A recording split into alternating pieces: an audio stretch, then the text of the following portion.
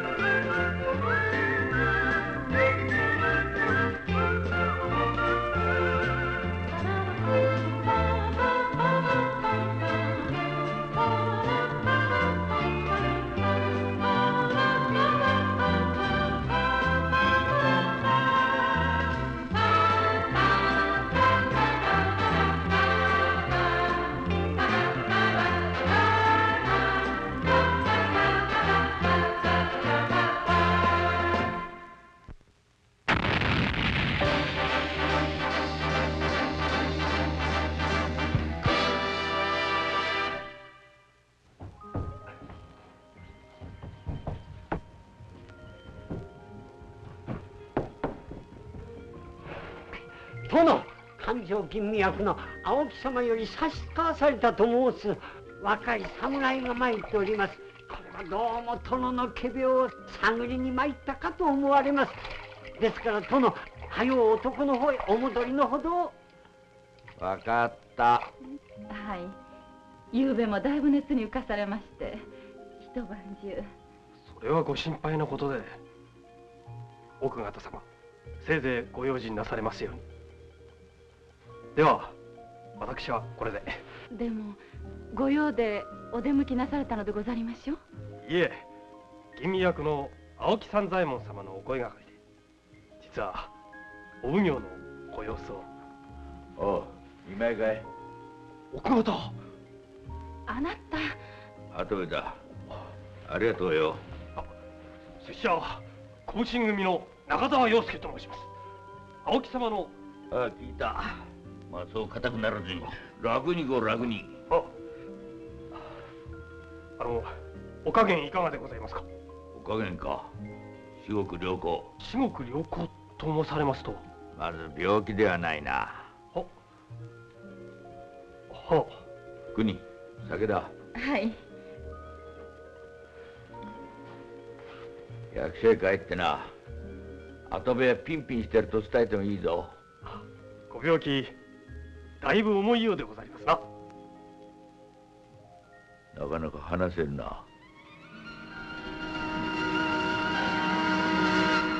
もう一度言ってみろ。何度でも申し上げます。お奉行は勘定奉行に信任なされて一日だけしかご出身なさらないとのこと。それほどお勤めがお嫌でしたらご辞職なさればよいではござりませぬか。俺に職を辞めると言いに来たのか。ご無礼は分かっております。私こちらへ参上いたし大変不快になりました。おお、俺の仮病に腹立ったのかい。はい。お奉行を長崎奉行から勘定奉行へお引き上げなされたご老中土井大井の神様のご期待に何とぞお添いくださりますよう。早瀬と言ったな。小普請組早瀬門戸でござります。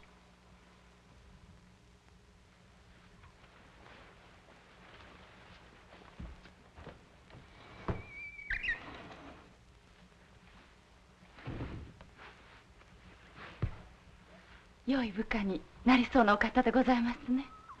国途上の用意だ。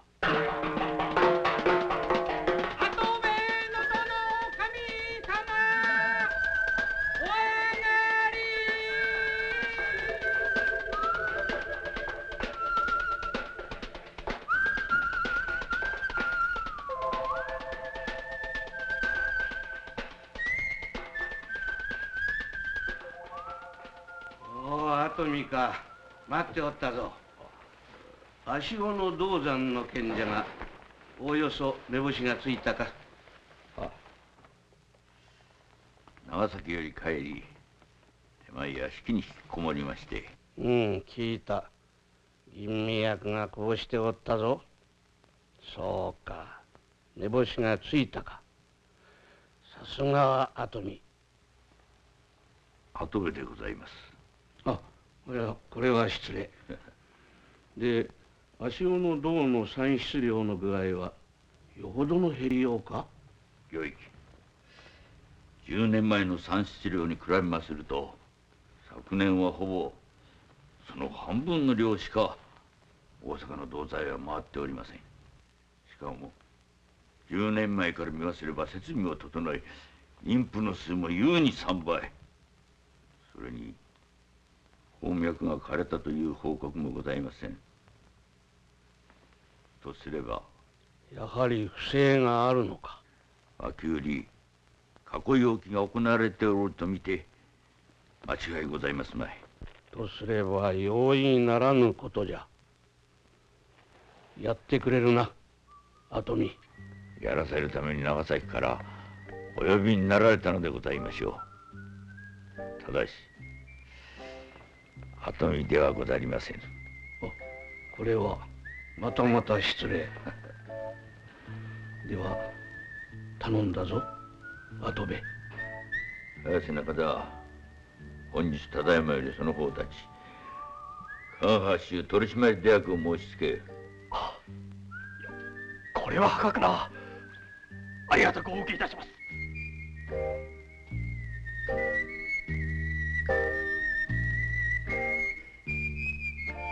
足尾銅山は幕府の直営でその銅を清の国に輸出し見返りに金を輸入していた。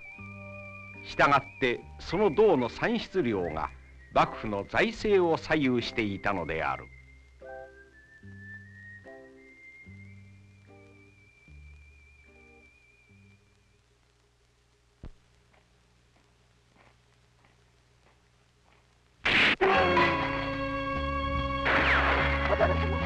危ない。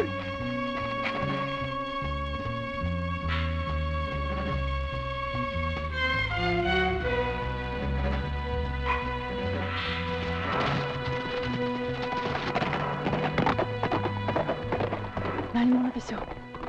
わざと弾を外したらしいな。ではお奉行様と知っての。そのようだな。油断なりませんね。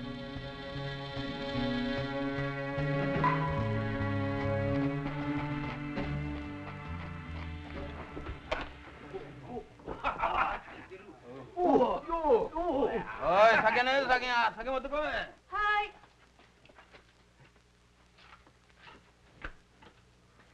トメさん、お酒はいいけどお金を払ってからにしてもらうよ。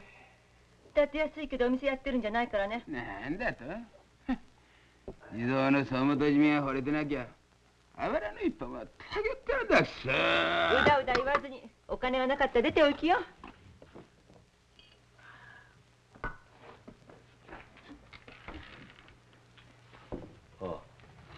部屋空いてるかな。地蔵の元締めに呼ばれてきた人じゃなければね。地蔵の元締め。知らなければいいんですよ。おゆきさん。はい。ご案内して。はい。さあどうぞお二階です。俺口が過ぎるぞ。どうぞ。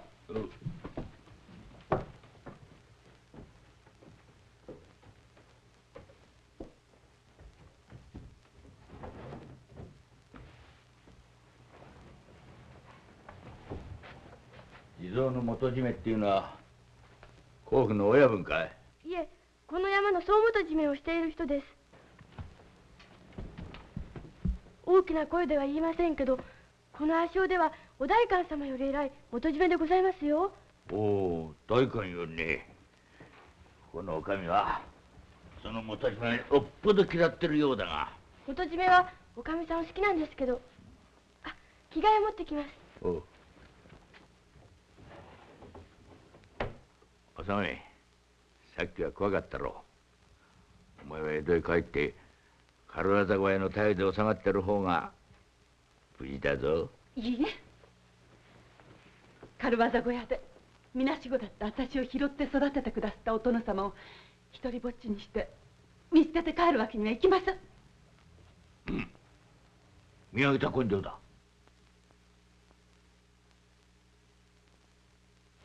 あんたたち江戸へ？勘定奉行様にご訴するんだ。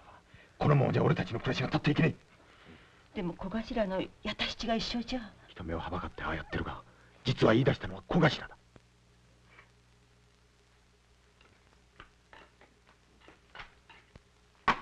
見直したよ、綾人さん。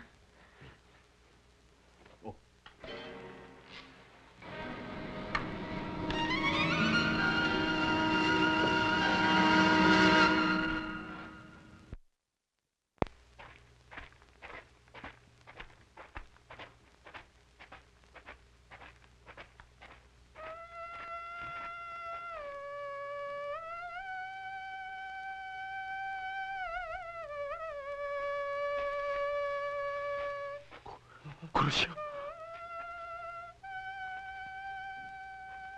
死んでもらうぜ。元締めを裏切りゃ初手からこうなる。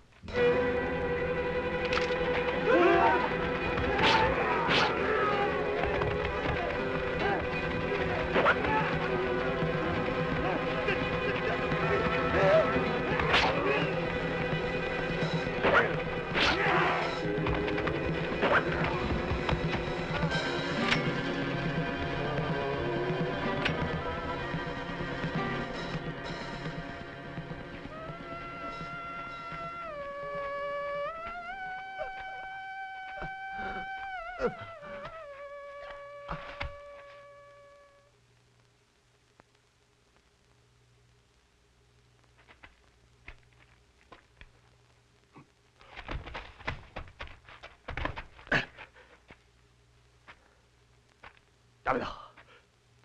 たった人たちです。やったやつはよほどの手だれに違いないです。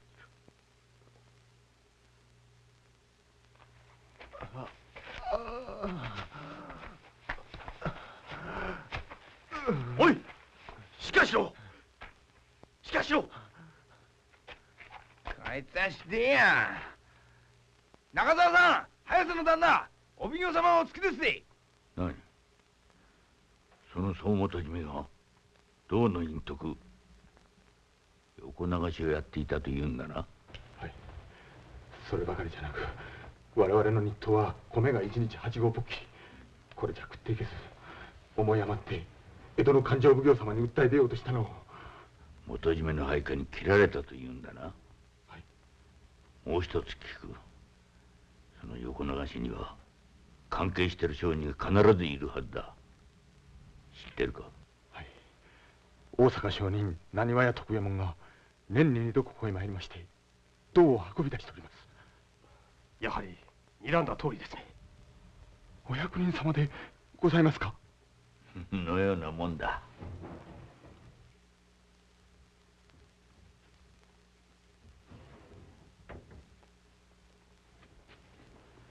何かつかめたか、代官所で。はい、代官の大戸屋八郎は地蔵の又七郎にとって傀儡同様の男でございます。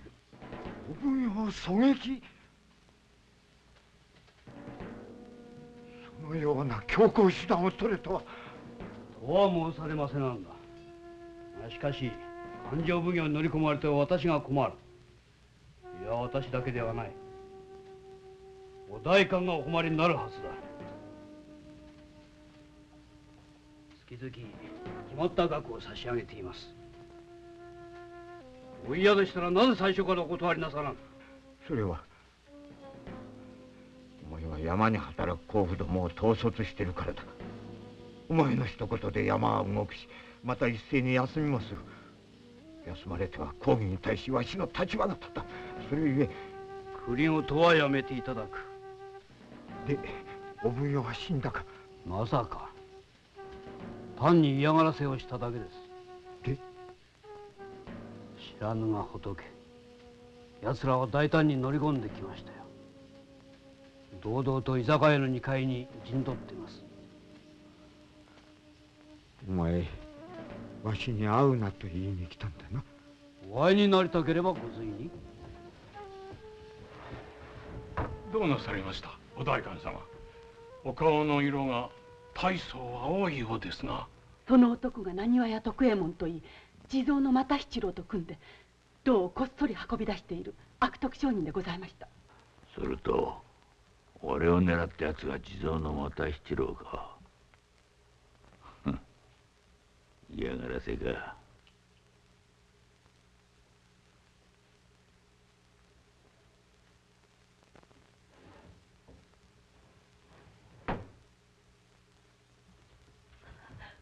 与助さん。俺面目ねえ。やっぱりあいつにやたいちにやたいち。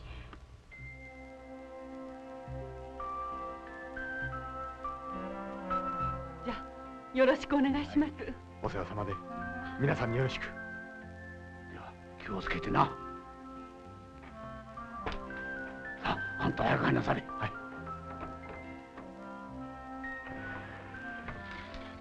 誰にも見られなかった。和尚さんは快く引き受けてくれましたよ。そう、それはよかった。和尚さんに聞いたんだけど、お蓮さんの旦那さんはこの山で働いてて3年前に死んだんですってね。死んだというより殺されたんですよ。殺された？元締めの手下たちにね。坑道に入ってる時、上から葉っぱをかけられて生き埋めだった。じゃあ旦那さんも与助さんたちみたいにみんなの代表になって日当あげてくれって元締めのところに日産してましたからね。嫌な町ですよ。殺されたことが分かっていても代官様は知らん顔。おやおや、朝っぱらからつまんない打ち明け話になっちまって。それで元締めを憎んでるってわけですね。それより私、お連れさんたちが心配なんですよ。どうやら江戸から来たお役人方らしいけど、2、3人で何ができます？帰った方が身のためじゃないでしょうかね。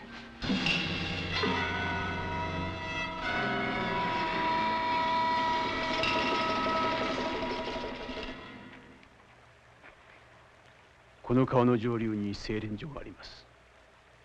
勤務人員は約400名、帳簿の300名を約100名は超えているようです。思った以上に大掛かりの不正が行われているようだな。新しい坑道を掘る爆破でしょう。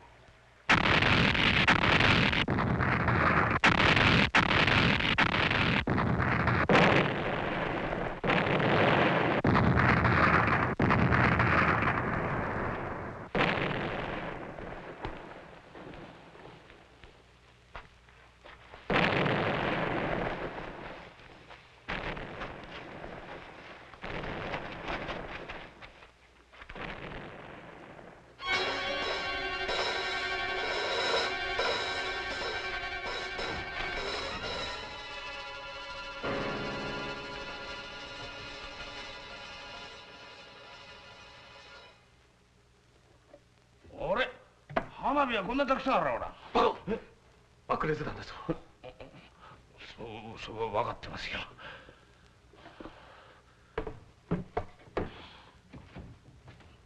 誰か来ますよ。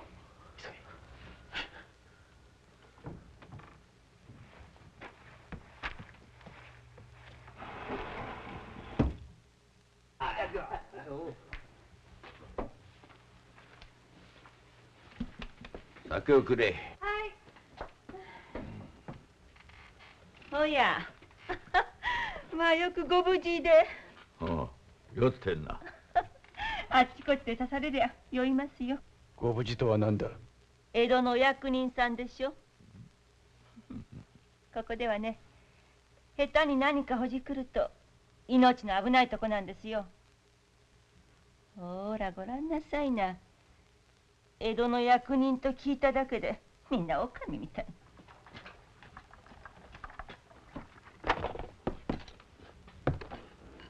早くここを引き上げた方がいいようですよ。ここはね、あんたたち下っ端役人が来たってどうすることもできない土地なんですからね。おお、そんなおっかないところか。そこに目を向いてるのがいるでしょう。その男が昨日4人も人を殺した。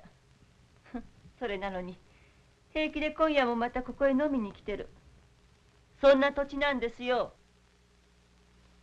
なんだよ、俺を縛るってのか。縛らねえよ。縛らねえ。俺が人を殺してもか。ああ、縛らねえよ。おい、みんな聞いたか。この役人は俺を縛らねえんだとよ。縛らねえ代わりに叩き切る。この野郎。慌てるな。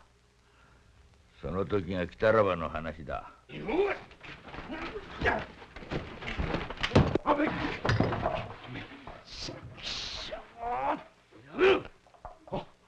元締め、いいところへ。こちら江戸からやってきた。分かってる。その男に話があってやってきた。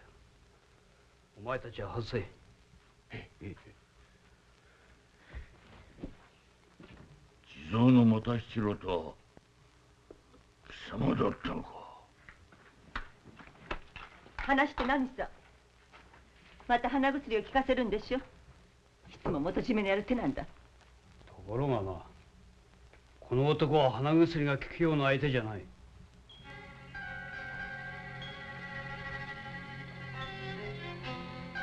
久しぶりだったな、鳩部。そうか。俺がここへ来る途中、鉄砲玉をくれたのもお前さんだったな。余人ならともかく、お前には来てもらいたくなかったな。俺が来るのを江戸で誰か見張っていたんだな。新任の勘定奉行が鳩部の殿守と知った時、来るなと思った。なぜあの時胸板を狙わなかった。昔の友達だからだろう。はっきりしておく。市街の中西道場で一つ釜の飯を食った浅田又七郎は友だが、地蔵の又七郎は敵だ。敵か。なら聞く。なぜ切らん。聞きたいのは俺だ。高西道場で将来を宿坊されたお主がなぜ地蔵の又七郎になりさがった。旗本3000石の跡取りのお主には分かるまい。お主はトントン拍子に出世街道を突き進んだ。だがこの俺は道場でお主と一二を争う腕にしても、御家人の三男坊のためにどこの田舎大名の指南番にもありつけなかった。頼れるものは金だけだと分かった時、俺は俺の世の中金で作ろうと決心したんだ。だが間違っていたのかもしれんな。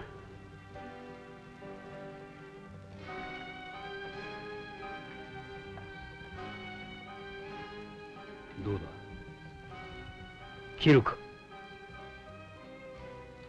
今なら切れるかもしれんぞ。貴様もあの時俺を撃たなかった。これで借りは返したぞ。俺は貴様に帰れと勧めに来たんだ。足尾の山には異常はなかったと報告すればそれで済む。な、帰れ。貴様がその気になれば、若年よりも老中も夢ではないな。あいにくそんな欲はねえのさ。もう用は済んだろう。そのようだな。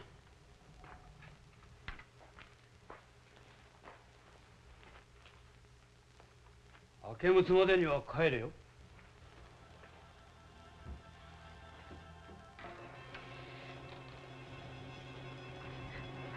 あの方、お奉行様。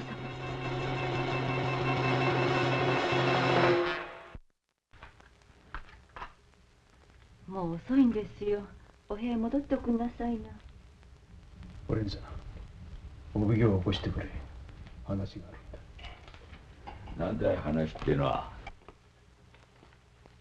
地蔵の又四郎ほどの男、よもや脅かしだけではないでしょう。モンド、何を言いたいのだ。敵は全道山の甲府たちを握っています。しかも爆薬を持っています。一旦身を引いて対策を練るべきです。俺は向き合った敵には後ろを見せたことのない男だ。今度はどうする？私は江戸へ帰ります。お奉行様やお仲間を置いて。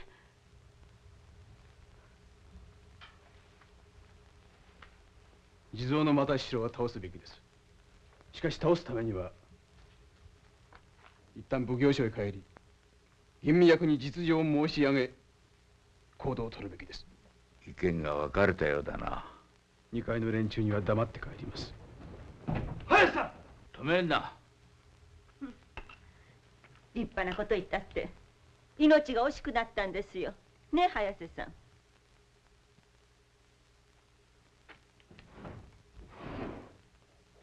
早瀬さん！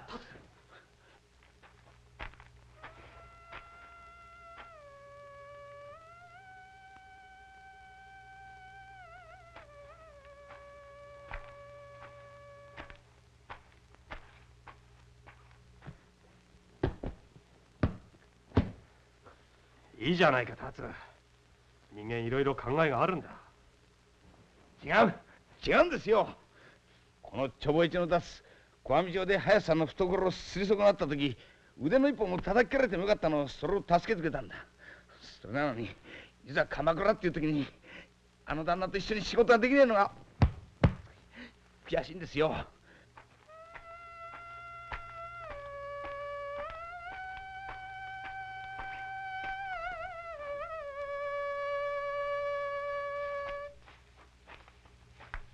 小役人、江戸へ帰るか。利口だよな、おめえは。ここまで見送りに来てやったんだぞ。え？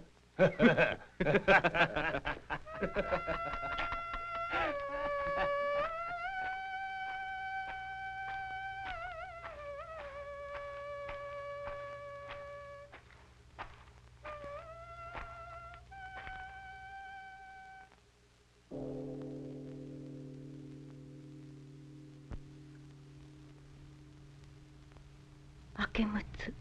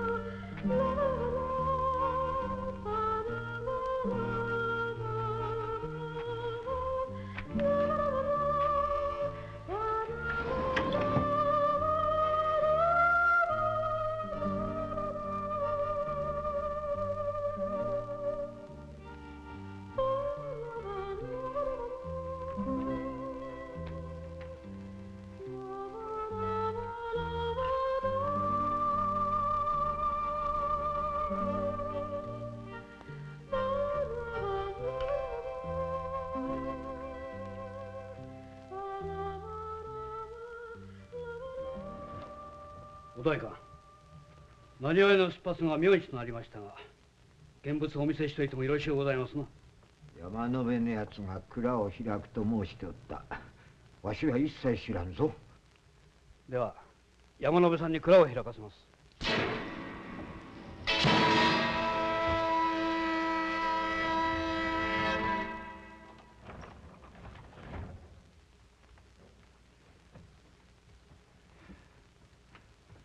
これで38000銀でございますね。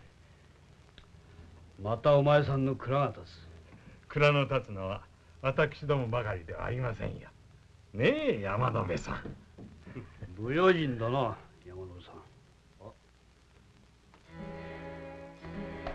いや気がつきませんでした。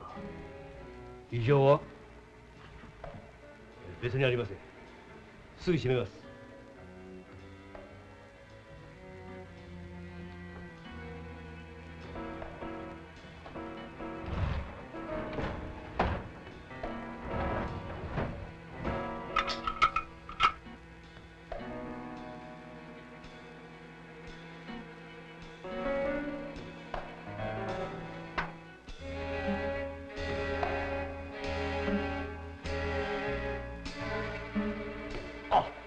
元締め。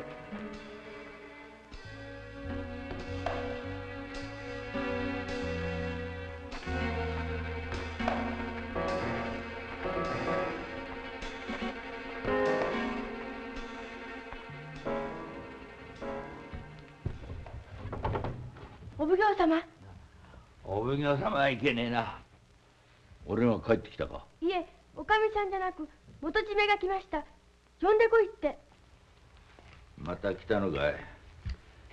お前にいられるとさすがに俺も気が重い。明け六までに帰れと言った。帰ると思ったらお前が甘い。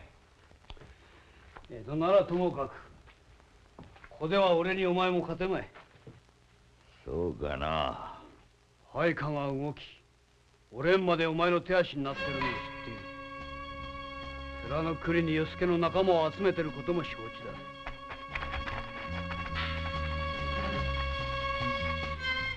いいかい、江戸のお奉行様だよ。みんなのためにやってくださるんだ。だから手足になって働こうじゃないか。ねみんな。やです。やろう。もう一度だけ生きる機会を与えよう。考えてくれ。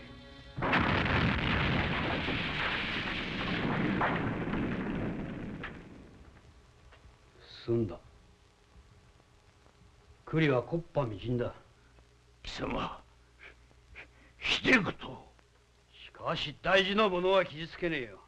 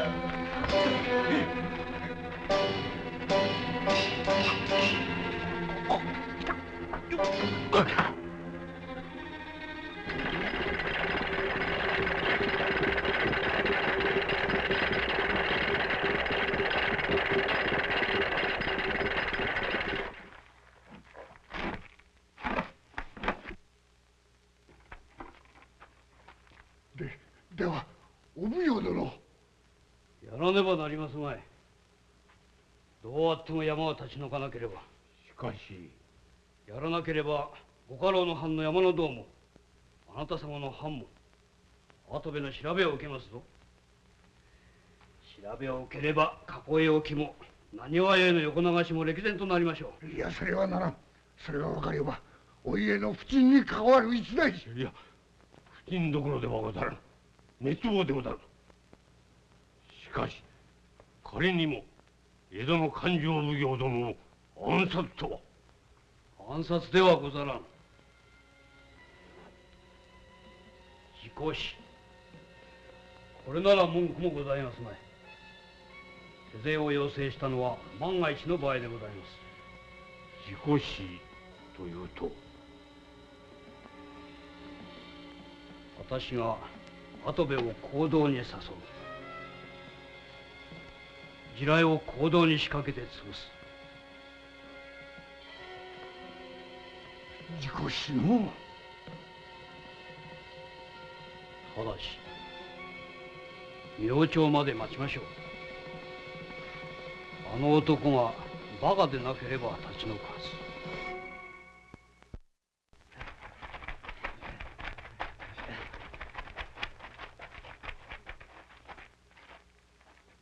みんなよく集まってくれた。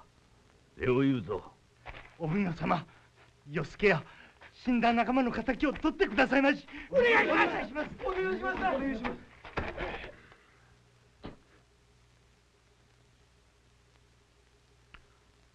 半数は俺についてきてくれ。代官所の土蔵を爆破して銅を奪回する。行くぞ。はい、それだ。気をつけろよ。気をつけてくれよ。いいな。気をつけてな。気をつけろよ。あとの者は俺についてこい。ではこれから代官所へ出まして現物をいただき品川向けて出立いたします。ごめんください。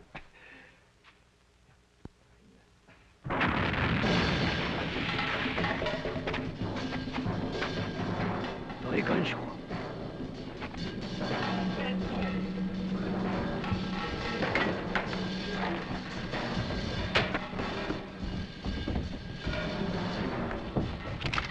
控えろ。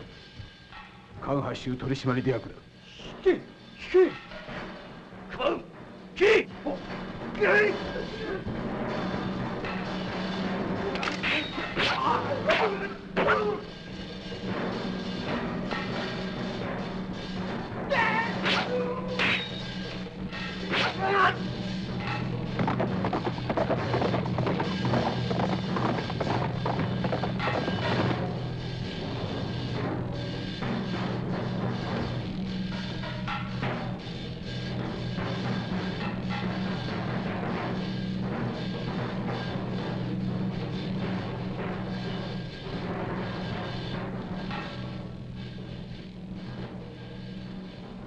跡部のやつ。おっとっと、何わ屋さん、品川へは立てませんよ。誰だお前は。お前さんを獄門台送る使者ですよ。何？この悪徳野郎め、お名を頂戴しやがれ。すんじゃねえや。立ち退いてくれましたね。一人も残ってませんね。みんな残ってませんね。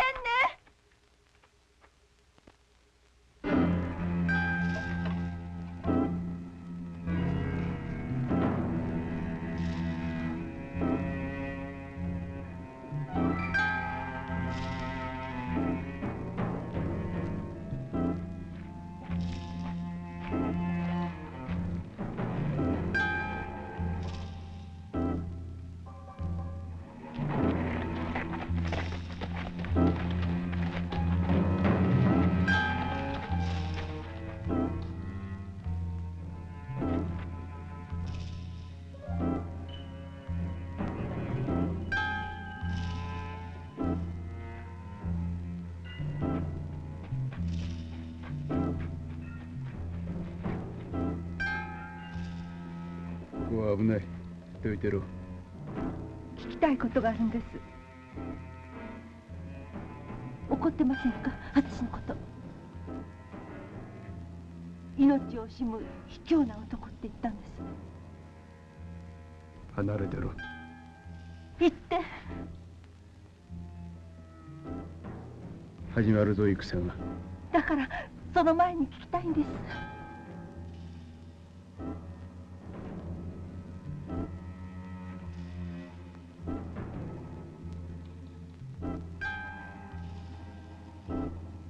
嬉しい。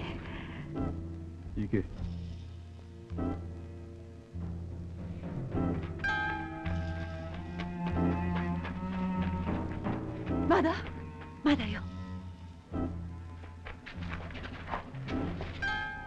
お行、こんな経験は初めてです。落ち着け。一度死んだら二度とはしないよ。口は聞けんのか。死ぬもんか、やっつけてやる。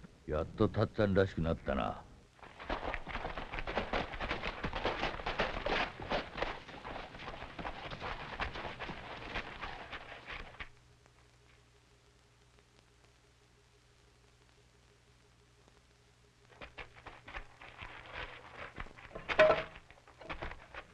動けば木っ端みじんだ。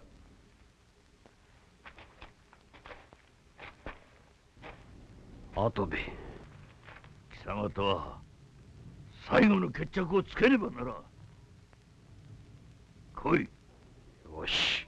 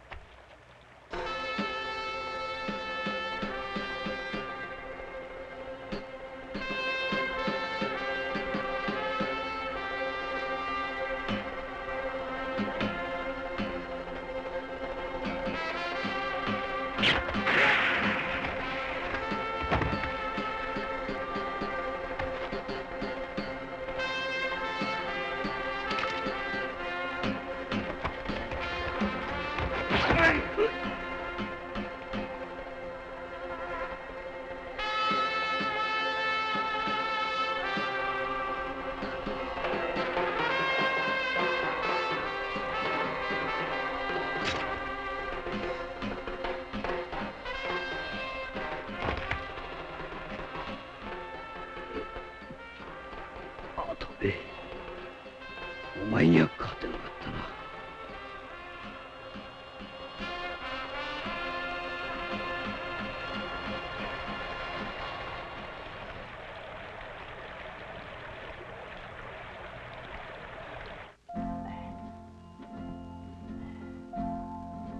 いいかいみんな、これはお奉行様がくださるんだな。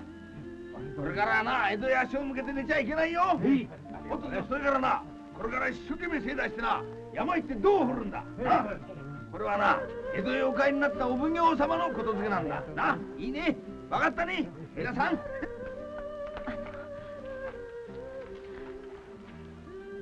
今度こっちへはいつ回ってくるんです？わからん。来年？わからん。お前さん、俺には守り札はないのか？待ってま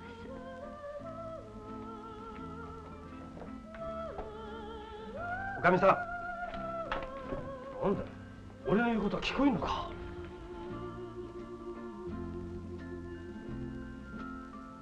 ああ、これでいい山になるな。なあ、お染。ええ、なりますとも。お前にも苦労かけたな。お殿様にお礼を言われて罰が当たりますよ。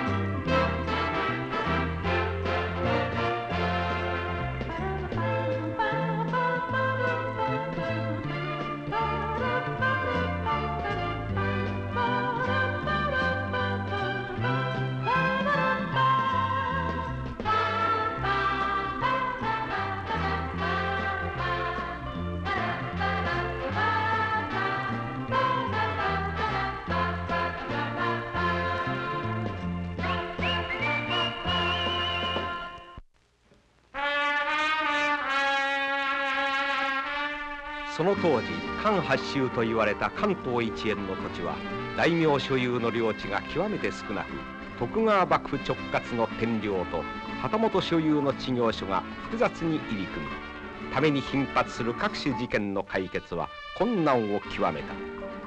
幕府はこれらの解決のため関八州取締出役を組織し、その総元締めに勘定奉行を任命した。勘定奉行には幕府の財政を担当する勝手方と天領及び旗本知行所の司法行政を担当する久慈方との2種類に分かれ、久慈方は道中奉行も兼務していた。この物語はそうした関八州取締出役とその総元締めである久慈方勘定奉行の活躍を描くものである。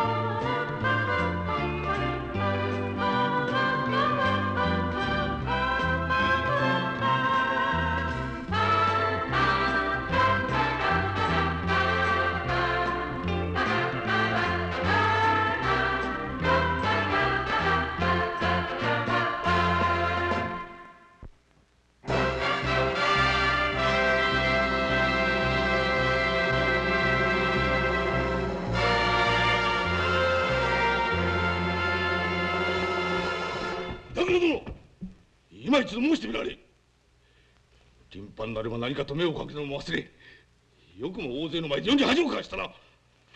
板倉殿、さあ先の言葉を取り消され。その必要ありますまい。何？待て。待て。何をなさる。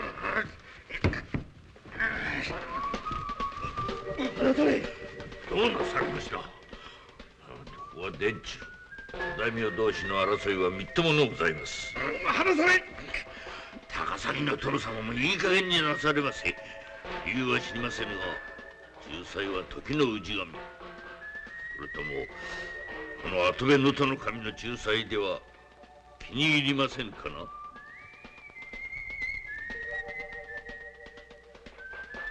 うやらお気届けのようでございますが、では失礼いたしました。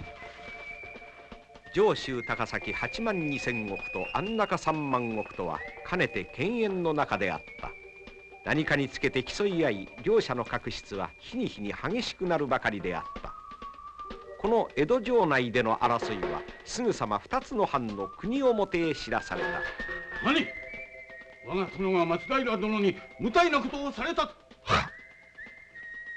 勘勘定奉行跡目様のご仲裁にて事なきは得ましたものの、殿には無念じゃと申されて。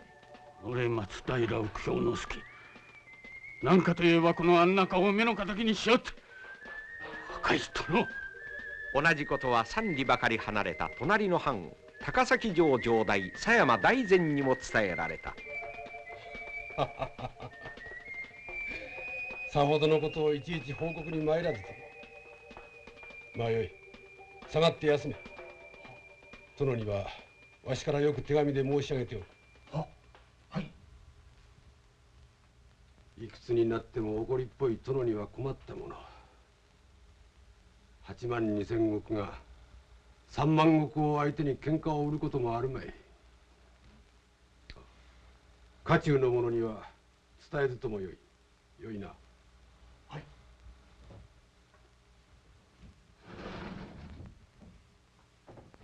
この高崎藩に一大事が起こった。藩主松平右京之助の嫡男広太郎君に時の将軍の第13番目の息女房姫の腰入れが決まったのである。姫様、どこ行かれます？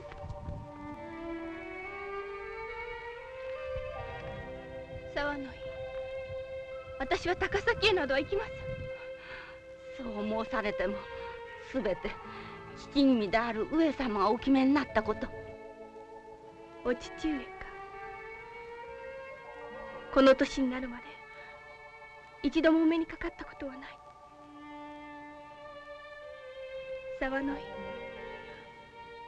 私はやっぱり生まれてこなかった方がよかったのではないのか。小さい時から押し込められて好きなことは何一つさせてもらったことはない。沢野井、私はお人形ではありません。でもご身分が。身分などはいりません。貧しくとももっと温かい暮らしがしたいのです。お人形のように育てられて大きくなったらまるで猫の子をやるように。沢野井、私はやはり生まれてこなければよかったのです。姫様。い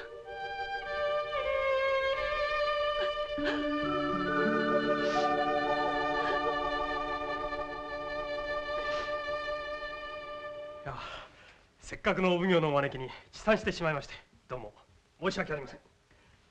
で、早瀬さんは？早瀬さんならもうとっくに。さあ、どうぞ。はい。すっかり遅くなりました。あ、早瀬さん、お待たせしました。お奉行。ああ、房姫様のお見送りだ。あれ？お見送りは嫌だと申したのでございますが、房姫様がご支配地をお通りになるというので仕方がなく。そうですか。いや、でも朝早く出かけましたので、もうとっくに帰ってこなければならぬはずでございますが。お国、戻ったぞ。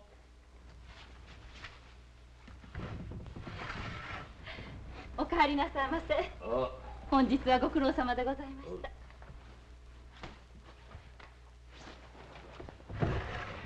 よう、待たせておいてすまなかったな。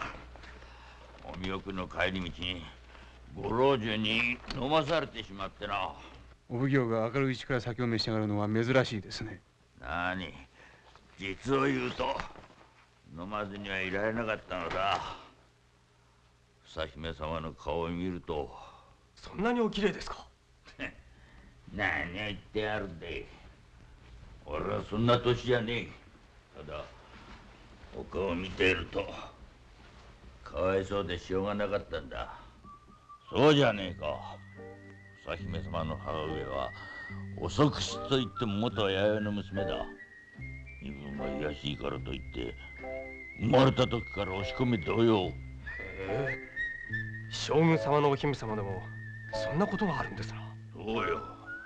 それが今度は見ず知らずのところをお嫁に行くかと思えば、こりゃ気の毒でな。まあそれに引き換え俺たちは幸せだよ。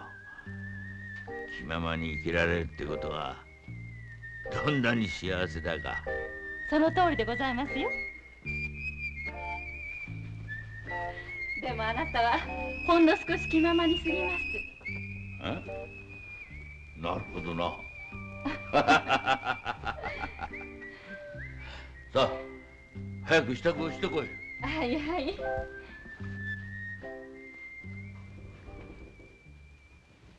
お奉行、房姫様が高崎藩へこし入れされると、ますます安中藩との確執がひどくなるということはございませんか。将軍家の縁続きということだけで安中をないがしろにするようなことがあっては、それでなくてもあの辺り二つの藩の領民たち仲が悪くて困っております。そうか。まあそれは後からゆっくり聞こう。だが高崎藩も楽ではあるまい。房姫様をおこし入れでお上から下さるお淵はわずか500石。たった500石。お奉行、上様の縁続きとあれば何千石というご画像があって当然では。まあそれだけご公儀の台所が苦しいというところだ。それに今一つ房姫様はそれほどおいとおしくないというところだ。当て事とふんどしは向こうから外れると言いますが、高崎藩もがっかりでしょうな。良い気味じゃ。500石とはの。上様ご息女おこし入れともなればご主殿は作らねばならぬ。お次の家臣も新規召し抱えねばならぬ。物入りなことじゃ。それだけではない。お月の侍を通じて藩の内情はご公儀へ筒抜け。5000石ぐらいの加増は見込んでいたであろうに500石とはな。房姫様に道中万一のことあらば高崎藩はどうなります。江戸を断たれた以上すべて高崎藩の責任。それこそ泣きっ面に橋と申すも何かあれば面白いがの。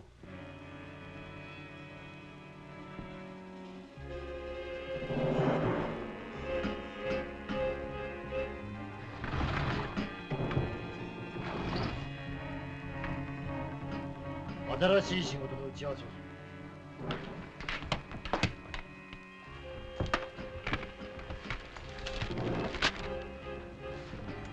こいつは大仕事だ。相手は大物だ。用心してかかれよ。場所はここだ。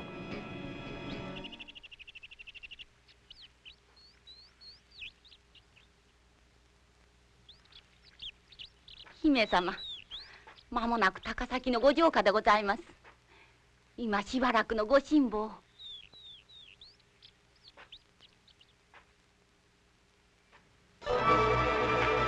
上様ご息女、房姫様の行列があるぞ。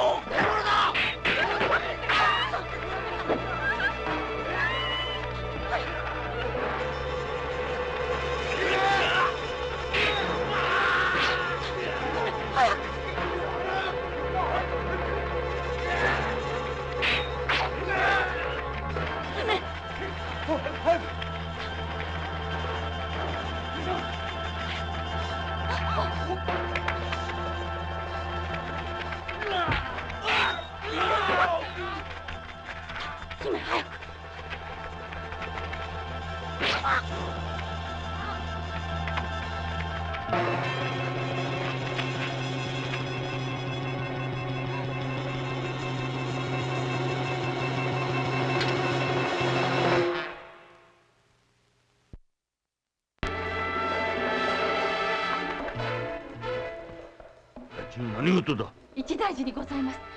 ただいま笹井様がお見えになりまして、本日夕刻上様ご息女房姫様のご一行何者かのために襲われましたとか。何？司祭は分かりませぬがすぐご登場をと。房姫様を行列襲撃の場所は高崎に至る天領じゃ。して姫様のご安否は？先ほど入った第二の早までは姫様の亡骸は見つかっておらぬが、まずおそらくはことが天領で起こったとなれば道中奉行を兼ねるその方の責任じゃぞ。速やかに下手人を見つけてくれ。このままでは幕府の威信が地に落ちるわ。跡部頼むぞ。はあ。勝負。国の藩。まんじゅくんね。おい、寿司くんね。おいらまんじゅだ。はいどうぞ。はい。いくらで？あ、お代は後でよございます。そうかい。お一ついかがです？すまねえな。お頭、お願いがあるんです。一人お仲間に入れていただきたいんですけど。あの男です。えい、センターと申します。よろしくお願いします。いいだろう。お頭、すみませんが一両ばかり駒を回しておくんなさい。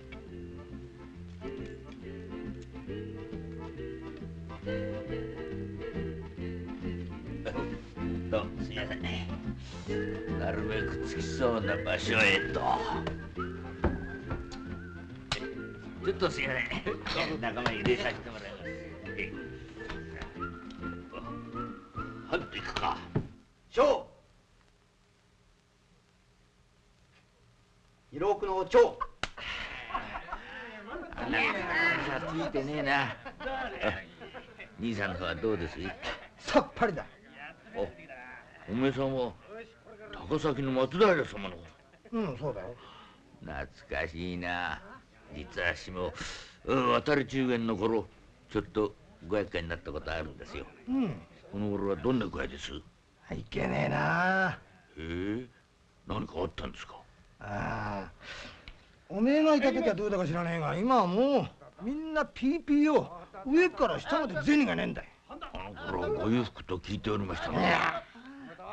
そこへ持ってきて上様のご息女のおこし入れ、また金がかかるってんで、うちの旦那なんざ2割方お淵を召し上げられるんだよ。いいな。ちょっと駒を回しましょうか。本当かい？いやー、なんせ暮らしがずっしりとかかっちゃってんのよ。高崎8万2千石、だいぶ苦しいらしいな。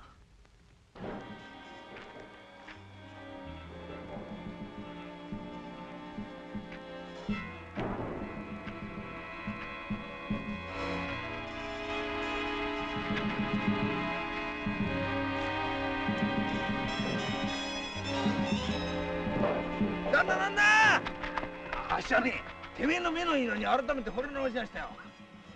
思いのごもんです。房姫さん。旦那の拾ったのはなんだ、わらじ片っぽですか。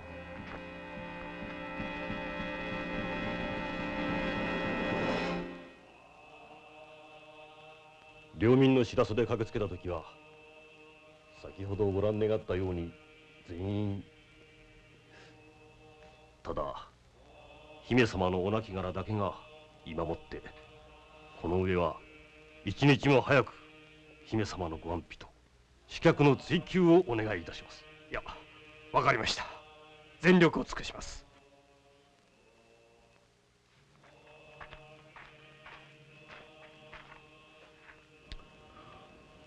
城代家の狭山大膳でござる。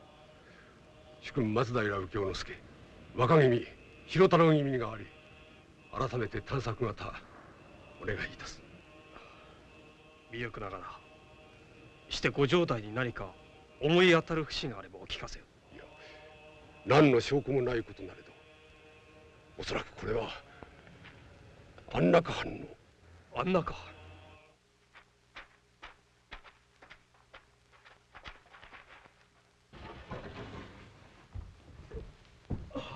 どうだった？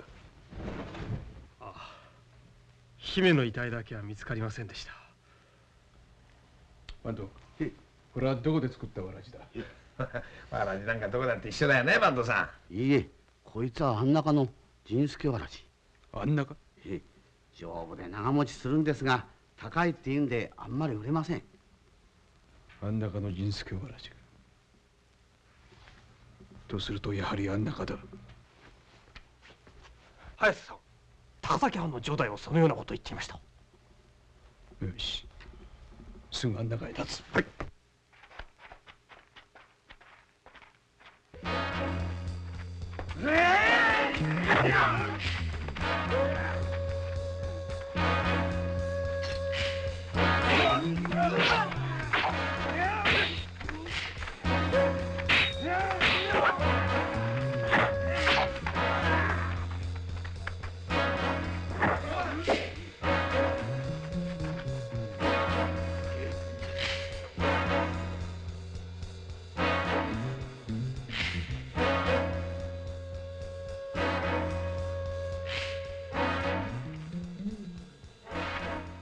神道無念流。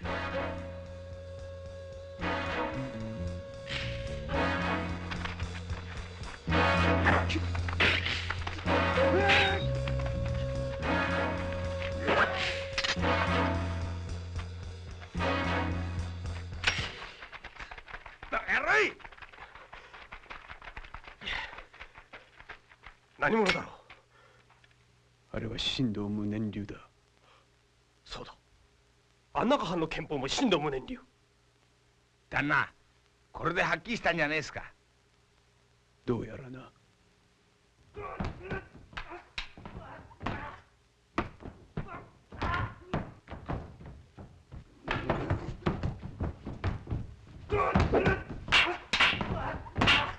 残るは師範のみ。この中にはいない。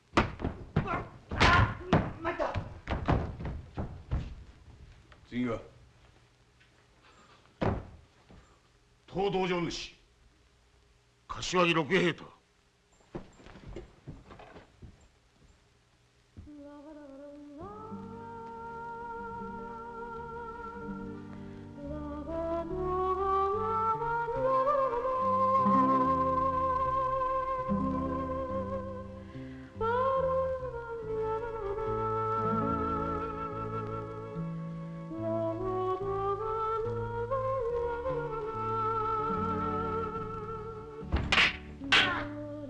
違う。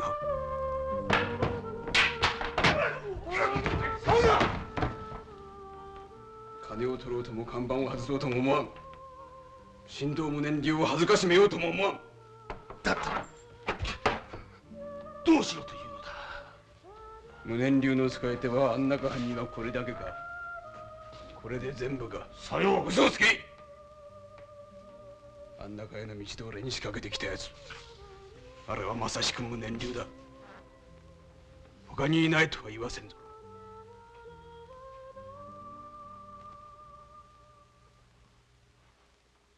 そやつはおそらく大崎軍十郎。大崎。さよう。当道場で師範代を務めていたが3年前破門いたした。その男はどこにいる？知らぬ。越後あたりで見たというものもあるが。一人か？一人ではなかったようだ。同じようにあぶれた浪人者と一緒だったとか。あぶれ者と？あぶれ者をね。そいつが人斬り家業の集まりだっせや。安中藩が雇って。そうそうに違いませんよ。もともと藩に関わりあったですや。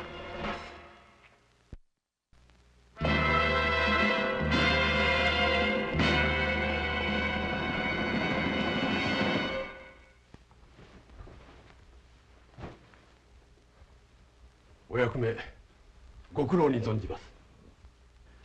一日も早く下手人を引っ捕らえねばなりません。天領とは申せ、場所はこの高崎の近く。何かとお伺いいたしたいこともあり、何卒お力添えのほどお願いいたしたい。いや、それはこちらからもお願いいたす。何せ房姫様は当藩にお越し入れされるべき御身。一日も早う。ついてはご城内のどんな場所でも結構ですが、一つ部屋を拝借いたしたい。どうも旅籠では落ち着きませんのでな。承知つかまつった。今一つ、あの者は女なれどそれがしの配下、身の回りのことなどさせておりますので、ぜひとも格別のご配慮。承知つかまつった。いや、お許しをいただいて恐縮。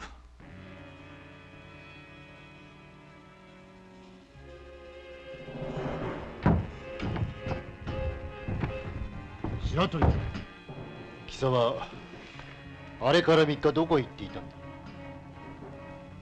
意外に手強いやつでな。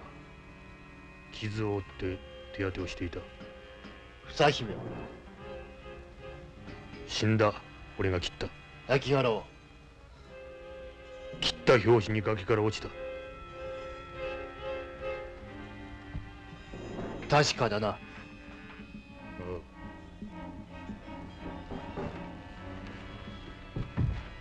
約束だ。分け前をくれ。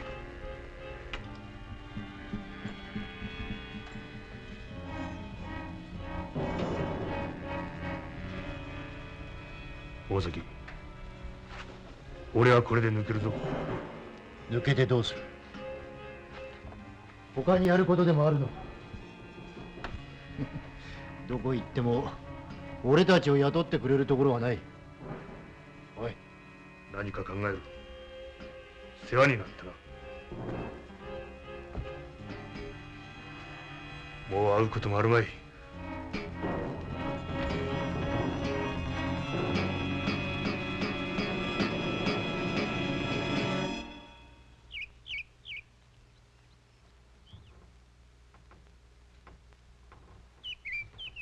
跡部様、城内にばかり閉じこもっていては下手人の探索は不可能でござろう。それがしもそう思っているのです。さて、何から手をつけていいものやら、まあゆっくり考えてみましょう。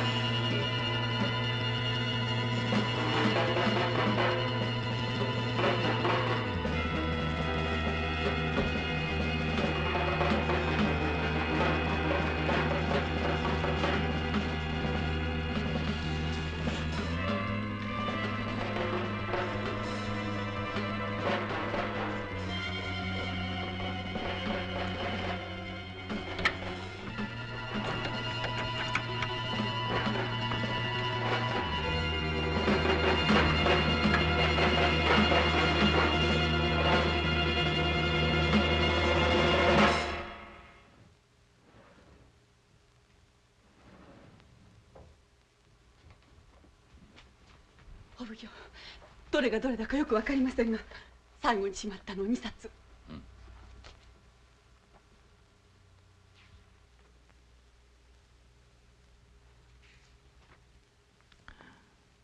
こいつはひどい。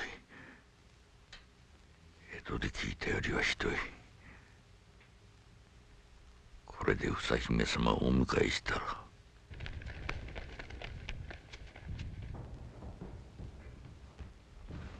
跡部様、房姫様の亡骸が見つかった由にございます。何？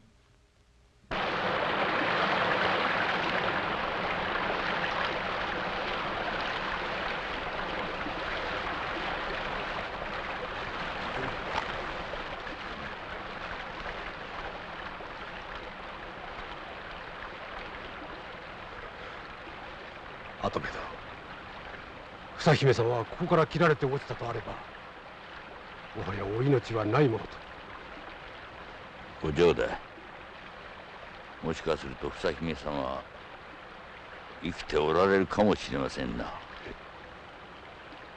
この急流に落ちて助かるわけはござるまい。まして切られたとあれば。人間の体には重みがある。重みのあるものはこんな形では落ちません。これは誰かが細工したとしか考えられませんな。いいか二人とも、話ができついている時は気をつけねばならんぞ。あん中ではないということよ。それでは高崎藩はな、意外な財政緊迫。姫を迎えればますます銭はいる。藩の体面は保てなくなる。膨大な借金に次ぐ借金で、まあ超過で言えば首くくりが出ているところだろう。こりゃ俺の推量だがな、もしかすると高崎藩が姫を、ただ一点解決のつかぬところがある。姫が生きているのか死んでるのか。お奉行様も酷だよね。ただ闇雲に川べり歩いてみろったって。人間は水がなければ生きていけないからだってさ。そりゃ違えねえけど、だけど姫は生きてるわけはねえじゃないですか。大地お姫さんなんていうのは暮らしの知恵が全くねえんですからね。さような小細工をするとすれば、それはおそらく白鳥大輔。姫を生かしておいてどうするつもりだろう。この高崎藩をゆすり続けるつもりか。あいつにそんな度胸はありますまい。上手の手から水が漏れるとはこのこと。白鳥を始末しておけばよかった。だがそれを言っても仕方がないが。跡部らは手前たちがやります。やるなら人目のつかぬところでやれ。終わったらすぐ消えるんだ。分かっております。みんないいな。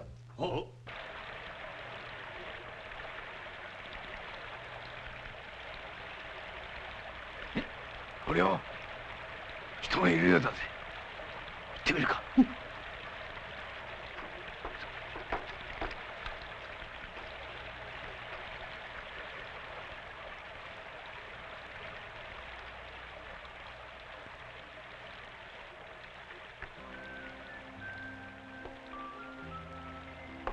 姫、さあお召し上がりください。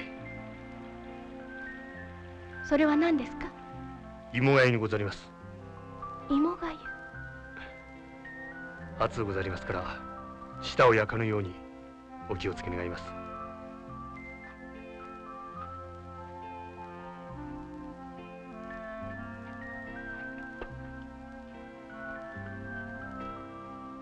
大輔、私いつまでもここにいます。大輔、困っているようですね。はあ、困ることはありません。後でまた村言葉を教えてください。少し上手になったらここを出て町や村の人と同じように働いてみよあ姫様には何ができますか。読み書き、茶道、花。大輔、このようなものでは役に立ちませんか？姫、それほどまでに。大輔、私はそなたを責めているのではありません。私に力を貸してください。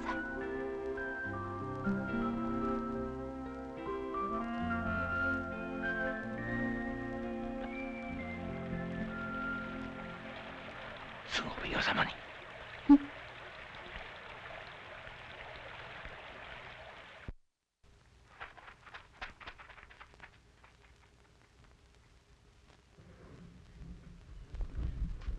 姫様が、二姫様が生きておられました。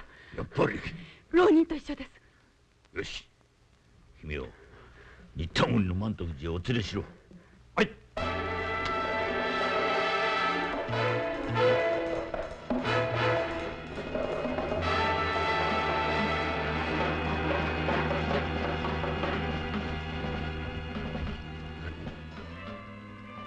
谷川沿いに、もしかすると姫を見つけたのかもしれない。すぐ伝達を出して先回りするように申し付け。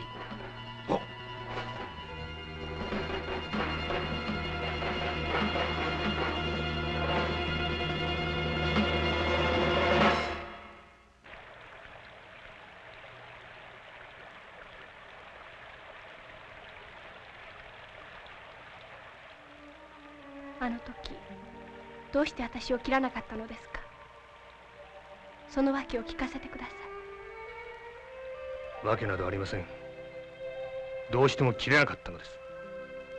生まれてこなければよかったと言われた時、私の剣はどうしても動かなかった。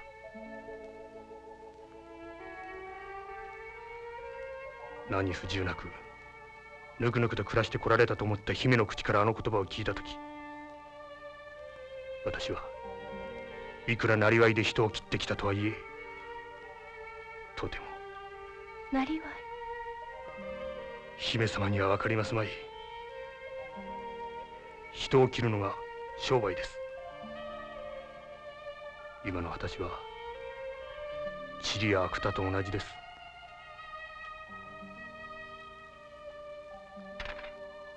姫様には刀は使えますか。姫になら切られて死んでもいいと思ってます。生まれてこなければよかったのはむしろこの私です。そなたも不幸なのですね。姫、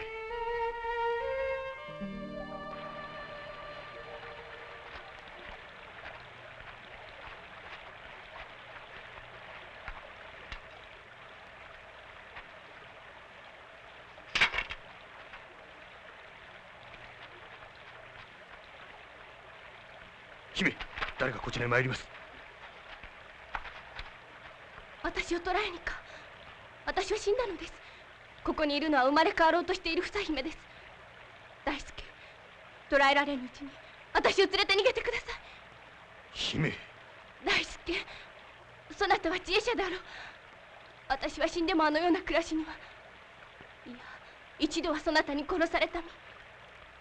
大輔。及ばずながら姫のお力に。大輔。さあどけ。並ぶんじゃねえや。寄るな。この男は私の道案内。山立てしてはならんぞ。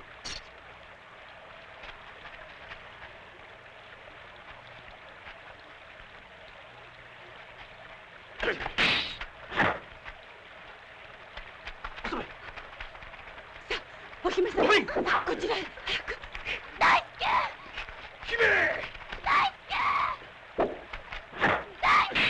姫、待て。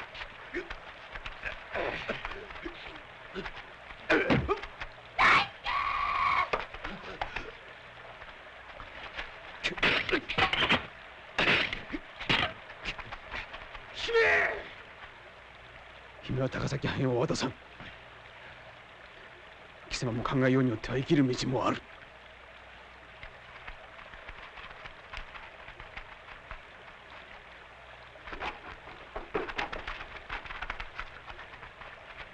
白鳥、貴様は裏切ったな。房姫を独り占めにして何を企んでいるんだ。俺は人間らしく生きたいという姫の心に打たれただけだ。ほどくぞ。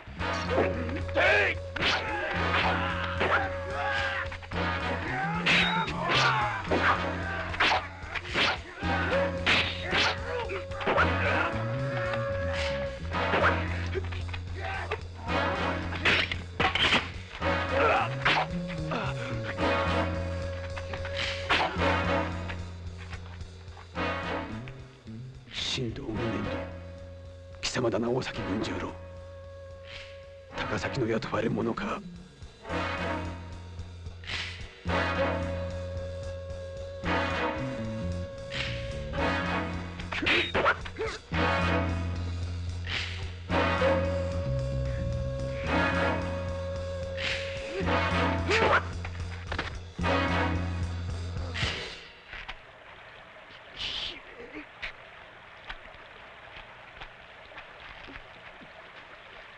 白鳥、姫のことは跡部様に任せておき、今すぐにとは申さんが貴様の考えていたようになる。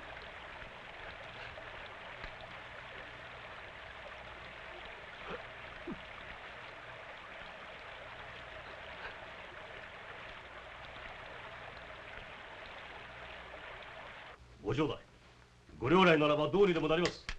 何もそのように。うつけ者、領内にあってもどうにもならぬところが一箇所。満徳寺だ。跡部ほどの男だ。そこへ気づかぬわけはない。峠、急ぐぞ。この寺に駆け込む女、すべて仏の慈悲によってその苦しみから解き放たれるものなり。跡部、早く。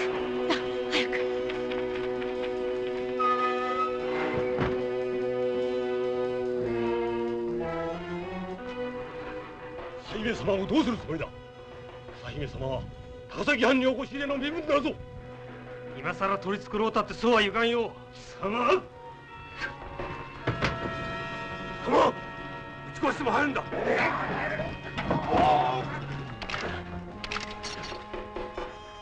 あっちへ。佐山大膳、何をしようんで。跡部、ここは全国に2つしかねえ書き込みだら、そこへ女性が縁を嫌って書き込んだら、どんな縁じゃといえども3年の間会うことはできねえんだ。どうでも会おうと言うんならご公儀のお許しがいるぜ。佐山大膳、俺の目をごまかそうったってそうはいかねえ。朝姫様をお迎えすりゃ藩の財政が苦しくなる。そこで苦し紛れに打った手だと思うが、それにしゃちと汚さすぎたぜ。高崎8万2千石は生かすも殺すも己の一存にかかってるんだ。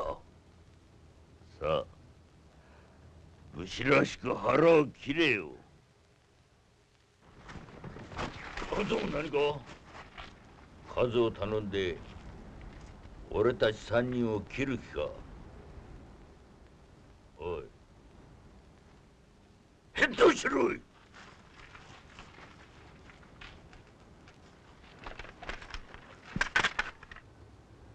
房姫様をお迎えすれば少なくとも5000石の稼働があると見た。藩の財政を救うにはそれ以外に手段はないと今までの例から見ればそれは不可能なことではなかった。わしは藩の財政の命運をこの一点にかけた。ところがどうだ。高崎藩の苦境を救うにはこれ以外にはないと。ごめん。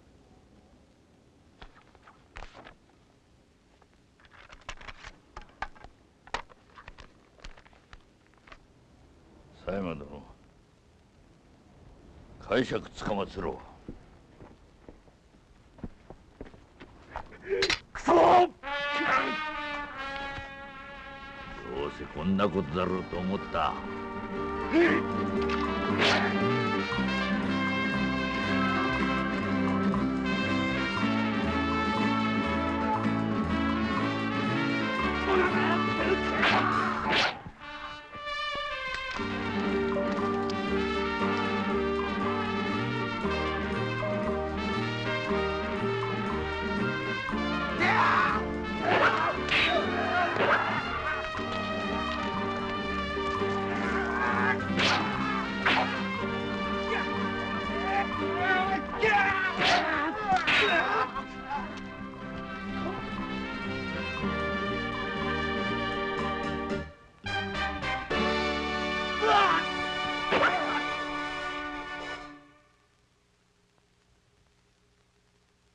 姫様にはここにおいでになれば世情の一切と縁が切れます。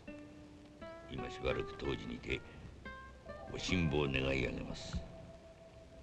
一切の絵にしか。ああ、どのような方になられようと姫様の思いのままでございます。思いのままか。逃げられたのも皆あの白鳥大輔のおかげ。大輔はどうした？あの男も行く末のことについては何かと考えているようで、多分立ち直るものと。そうですか。立ち直ると大輔が。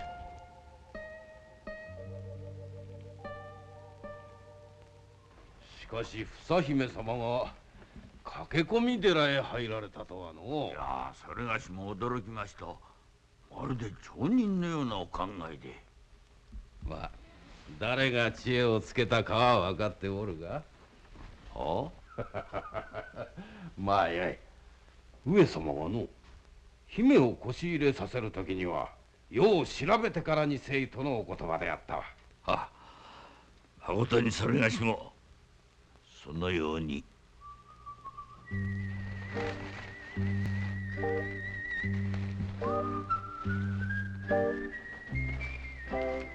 あなた。お機会になるのもようございますが、お願いでございます。どうぞ一箇所におまとめになってくださいまし。でないと私。駆け込み寺へ駆け込むか。え？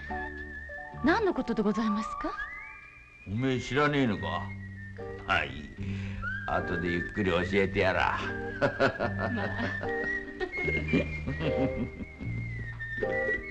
まあ